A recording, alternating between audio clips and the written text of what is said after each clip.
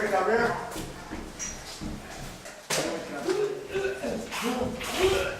Medic up! Medic up! Bulldogs gonna come! Medic up, we got a neck wound bleeder. The cover of SWAT Magazine's May 2007 issue has a picture of a man wielding a suppressed MP5. He not only knows how to use it, but has invested a considerable amount of time in his life teaching others how to use one as well. And when he's not doing that, he's wearing scrubs and wielding a stethoscope. This doctor and others like him give a whole new meaning to the term house calls.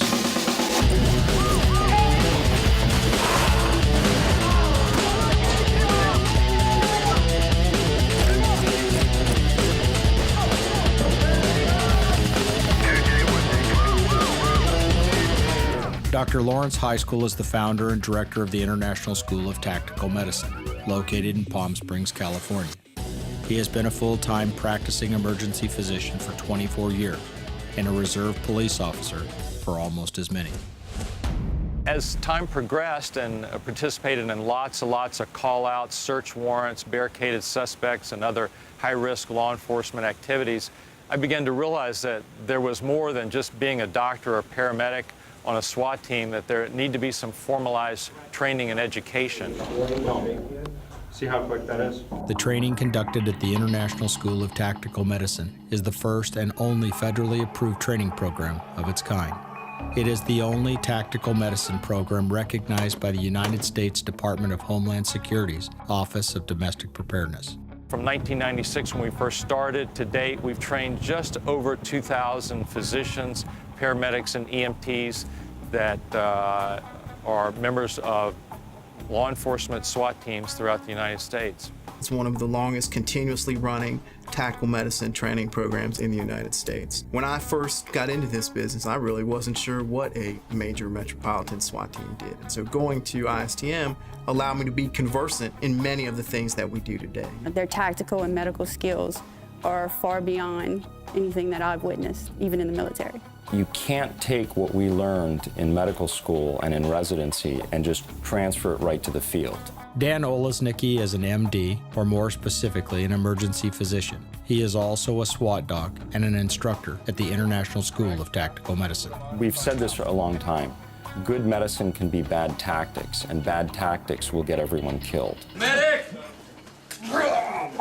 This program takes medical service providers like EMTs, paramedics, military medics, and physicians, and teaches them the essential skills of weapons tactics, entry techniques, and combat tactical medicine. The important thing for me is to share my tactical experience with these guys, to give them a flavor of the huge responsibility that they have as a team member. Joseph Collins is a SWAT team member with the Sheriff's Department in the state of Virginia and is also an instructor with the International School of Tactical Medicine. I don't want the ambulances to be a block or two down the road. I want quick response. If something does go bad, if something does turn for the worst, I want to make sure that, first of all, for me and my team members and for our families, that the opportunity is there for us to get the medical help as quick as we can. I want quick reaction by these guys, and that's the important thing, I think, about giving them this training, giving them the tactical and the medical portion all together to where they can bring it into one operation, bring it into immediate care if it's needed. People can die, people can suffer life-saving things in 15, 20, 30 seconds, and the ability to have help there immediately is really what the life-saving training is all about. Broken into two separate but interrelated weeks of training, the International School of Tactical Medicine offers a comprehensive and fast-paced course. We run an airway lab where they get to do the things that I get to do in the emergency department. They get to do cricothyrotomies and intubations in extreme positions and new things that they've never seen and never been allowed to do before. And for me, that's the great part, is empowering them so that they can get out there and they can save lives. They may not be able to in their paramedic capacities, but when they're on a SWAT team, they can be a doc out there. They can do what it takes to save their fellow officers. Participants experience things during this course that they were never taught or even considered that they'd need to apply during medical training. You know, the paramedics and physicians that come to this program come with a set of skills that they were taught and that they know how to do very well on the street. In other words, it's civilian EMS. But in the tactical environment, everything changes. Low light conditions, crowded conditions, it's dirty, there's confusion, there's noise, there's mayhem. So what we try and do here is, in the 2 weeks that they're here, run them through lots and lots of scenarios where they use and apply those same set of skills that they originally learned and have, but they learn how to do this in the tactical environment. When you're down in the dirt, on glass, taking care of somebody in suboptimal circumstances, in suboptimal lighting, under threat of injury to yourself and to your team members, it's a very different scenario. The training scenarios and practicals experienced by each attendee are as real as they can get without risking the life of another. It includes role players, simulated blood, and explosions, weapons fire, screaming, and more blood. And just when you think you haven't seen enough blood, there's more to come. You guys take in everything that was going on in the room. You see the walls. You saw the nails, you saw body parts. As an emergency physician, I've seen lots and lots of trauma in my 23 years. So I take pictures of a lot of my cases, and I use those in my own lectures that I teach these people, because some of them may never have seen the horrific injuries that I have, but I still try and convey to them, these are the things you're going to see most often if you're a medic on a SWAT team. And we educate them in those treatments of those injuries while they're here. Rhetoric is oftentimes far removed from reality. When bullets are flying and blood is flowing, nothing really matters as much as stopping both. In a hot situation, you don't have time to think, it's time to react. And so people here get the training to react immediately. An open wound with arterial bleeding present is hardly the time to wonder if you should have brought something else to the gunfight. In the hail of gunfire and the horrific, the heroes are the folks that have the resources with them, or the wherewithal to improvise. You don't have an ideal environment to work in. You don't have cases and cases of material behind you that you can just grab whatever supply you want out of. You have to make do with what you have right there. And you can't predict the problem that's going to face you. So you have to be able to manage anything and everything that comes at you to save a life with whatever's around you. So you're kind of a medical MacGyver in that situation. But having seen it in training, you know what to do. Some amazing medical advancements over the years have changed injuries once deemed unsurvivable into not-so-fast opportunities for second chances. A perfect example is the development of products like QuickClot first response dressing. The product does not require highly skilled medical providers to apply them and can be packed into a wound by almost anyone willing to get their hands bloody.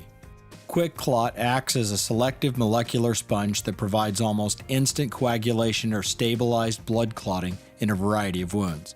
It is biologically inert and is not absorbed into the body in any way.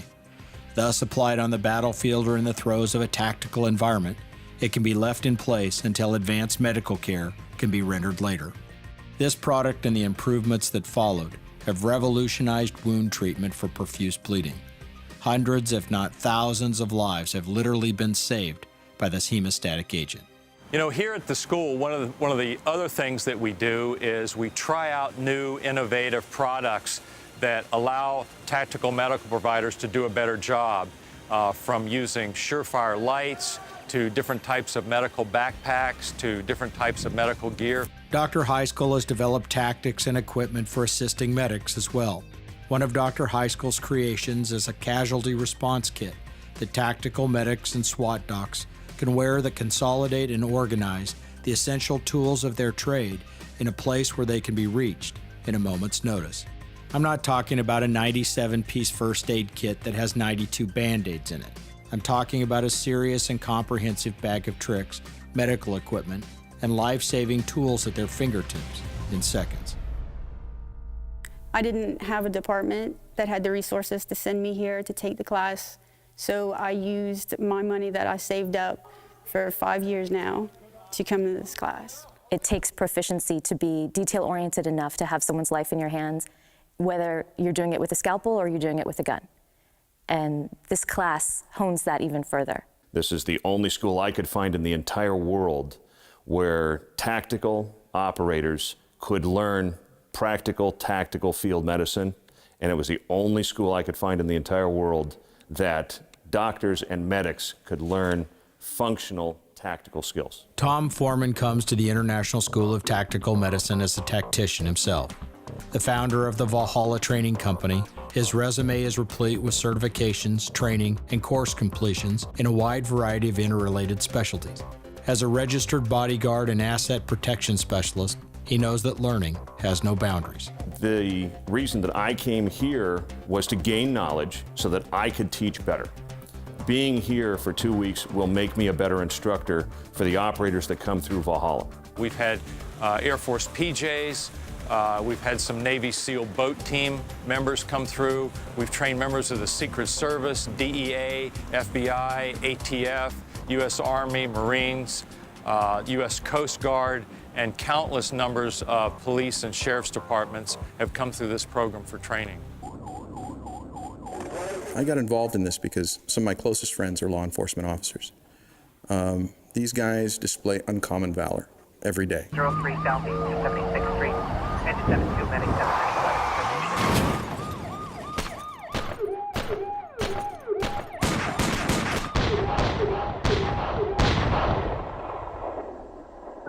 Dozens of police officers are killed each year in the line of duty.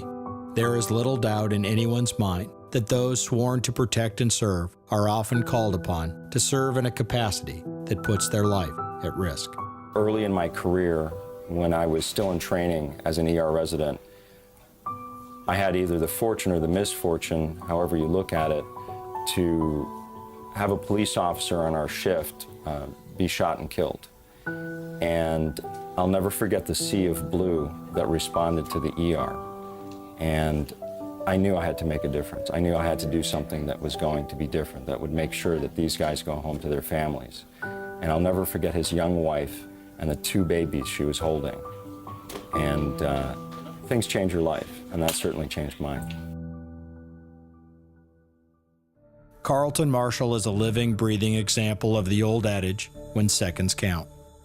Our Lieutenant, Carlton Marshall, just a great human being, great hero in his own right, was responding to hearing some officers give commands in a window. In October of 2007, Lieutenant Carlton Marshall was the SWAT commander of the Dallas Police Department. That morning, while attempting to serve a federal warrant, shots rang out and Marshall was struck in the neck. The bullet traversed his oropharynx, bounced off his spine, basically went from his right neck and came out his left shoulder, and he immediately fell to the ground.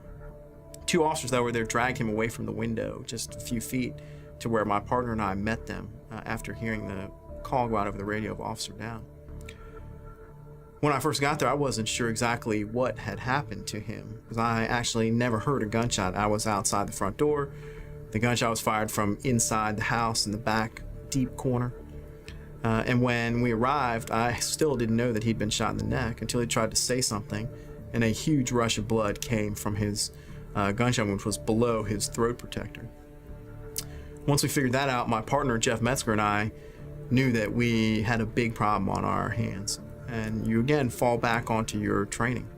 Lieutenant Marshall lost his airway, was unable to breathe for himself, and we performed a surgical cricothyroidotomy to reopen his airway and reestablish his airway. Once we did that, it was a matter of just putting an IV, giving him some pain medicine, and getting him to the hospital to begin his long rehabilitative process. Still going on today, now, 3 years later. There is an air of humility and deflection when you speak about the life-saving role they played that morning. But nobody else on the team doubts for a second what the outcome would have been if these SWAT dogs had not been on the scene. Dr. Alex Eastman is a graduate of the International School of Tactical Medicine and has been a sworn officer of the Dallas SWAT team since 2005. By day, he wields a scalpel as a surgeon at one of the busiest trauma hospitals in the nation, and yet when called upon, he wields a weapon with his bag of medical supplies as he changes surgical scrubs for armor and the full battle rattle of his second calling. There's always the question of why does a doctor need to carry a gun when he's doing medical work? We like to describe ourselves, we are not offensive weapons out there. We are part of the defense. And what we're there to do is to save people at all costs. And if you're presented with the choice of having to take a life to save a life, then that's what you have to do. The message is getting out to different agencies around the country that if we're going to have people in harm's way, we need to have medical support for them. I'm hoping that with this class, I can definitely be on the SWAT team as a tactical medic. It's something that I've always wanted to do ever since I was younger. And I even told my mom when I was 8 years old that I wanted to be a police officer. And so I think this is going to give me the opportunity to fulfill that dream. Spending time with the folks at the International School of Tactical Medicine provides even the casual observer an eyewitness perspective and quantifiable account of what selfless dedication, unimpeachable character, personal integrity, and tireless effort have over those wanting to make a difference in their lives and the lives of others. Lawrence, myself, and a number of guys in the school have really done as a passion or a labor of love. And it's because most of us have friends who are police officers, and it's a selfish need that we protect our friends. They're the bravest men and women in our community, and sadly, they're not supported enough. And that's what we're here for. We're here to provide that support. I'm a patriot. I enjoy serving my country. I've never been in the military. I had a high draft number in Vietnam, and so at 321, I never got called up. So this has sort of been my way of giving back to my country by volunteering my time as a physician for my police department. It's an incredible service that he's done over the years, and it's an honor to work with him and train people all around the world to save lives in the military and law enforcement community. While the call for a medic under armed conflict signals the tragic circumstances a warfighter hopes will never happen, it's always special to know that someone has your back. The knowledge that should you need it, help is on the way. It is said that God Almighty himself does mighty work through the hands of angels. And for those who have survived at the hands of such self-sacrificing heroes, nothing seems more God-sent, nothing more miraculous than the knowledge that these angels of mercy will come.